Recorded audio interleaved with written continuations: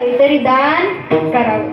मग ज्या वेळेस आपल्याला भगवंताने हात दिले, हाताला विचारलं काय करणार, हाताने सांगितलं दान करेन. आता पायाला विचारलं काय करणार, पायाने सांगितलं भगवंता आषाढी कार्तिकी पंढरीची वारी, साधन निर्धारी आन नाही भगवंता, या पायाने मी तुझी वारी करेन, असं आपण भगवंताला सांगितलंय.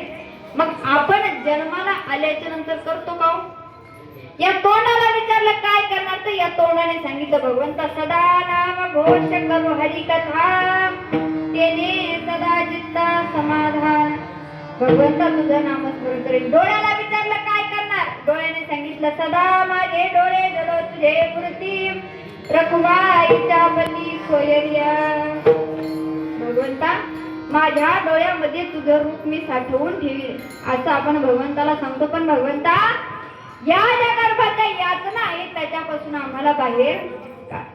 पण आपण जन्माला आल्याच्या नंतर ज्या वेळेस भगवंत आपल्याला विचारतो का रे, ज्या वेळेस तू आईच्या गर्भामध्ये होता त्यावेळेस मला सांगितलं होतं की भगवंता मी तुझं नामस्मरण करेन, मग आता तू माझं नामस्मरण कर.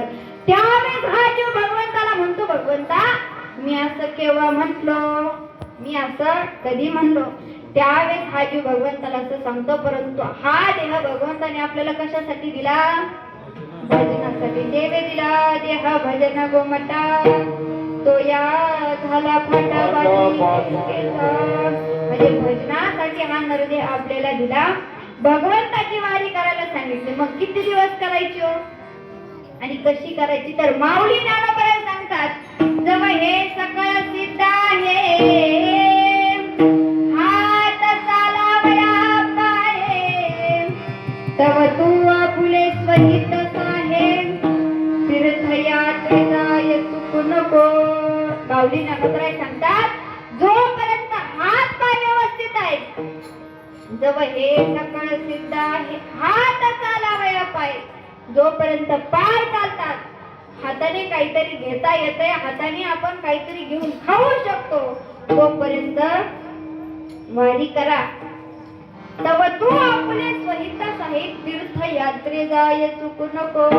तोपर्यंत आपलं हित साधून घे, तीर्थयात्रेला जायचं चुकू नको. परंतु आपलं हित कशात आहे हे आपल्याला कळत नाही. तुकोबराय सांगतात आपुलिया हिता जो असे जागता, धन्य माता पिता तयाच्या. जो कोणी व्यक्ती आपल्या हिताच्या ठिकाणी जागा आहे त्याच्या माता पितेला तुकोबराय धन्यता देतात. परंतु आपलं हित कशात आहे ते आपल्याला कळत नाही. आपलं हित कशात आहे, आपला जीव कशासाठी जन्माला आला हे जर आपल्याला कळलं तर आपल्या जीवनाचं हित आपल्याला कळतं. त्या ठिकाणी आपल्या जीवनाचं हित आहे. जर भगवंताचं नामस्मरण करायला पाहिजे, कारण त्याच्यामध्ये आपलं हित आहे, परंतु ते हित आपल्याला कळत नाही. मग जोपर्यंत आहे तोपर्यंत भगवंताचं नामस्मरण करा, चिंतन करा. मग कोणी केलं तर सर्व संत महात्म्यांनी भगवंताचं नामस्मरण चिंतन केलं. पंढरपूरची वारी केली माऊली ज्ञानोबरायांनी. ज्यावेळेस पहिल्यांदी भगवंताची वारी केली त्यावेळेस त्यांच्या पायामध्ये घालण्याकरता चप्पल नव्हती, तरी सुद्धा माऊली ज्ञानोबरायांनी वारी केली.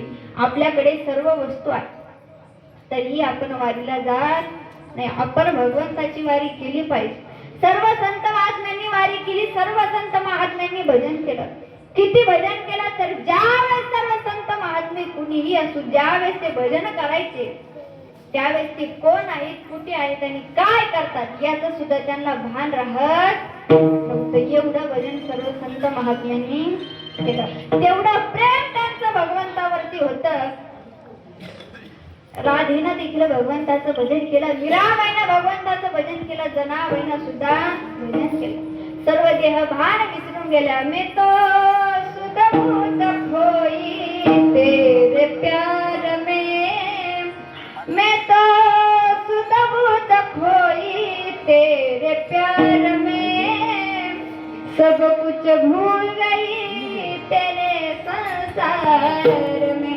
दीप लगा दे ज्योत जला दे, दीप लगा दे ज्योत जला दे, चरणों में ले मुरली वाले ओ बंसी वाले मुरली वाले बंसी वाले मुरली वाले ओ बंसी वाले मुरली वाले ओ बंसी वाले.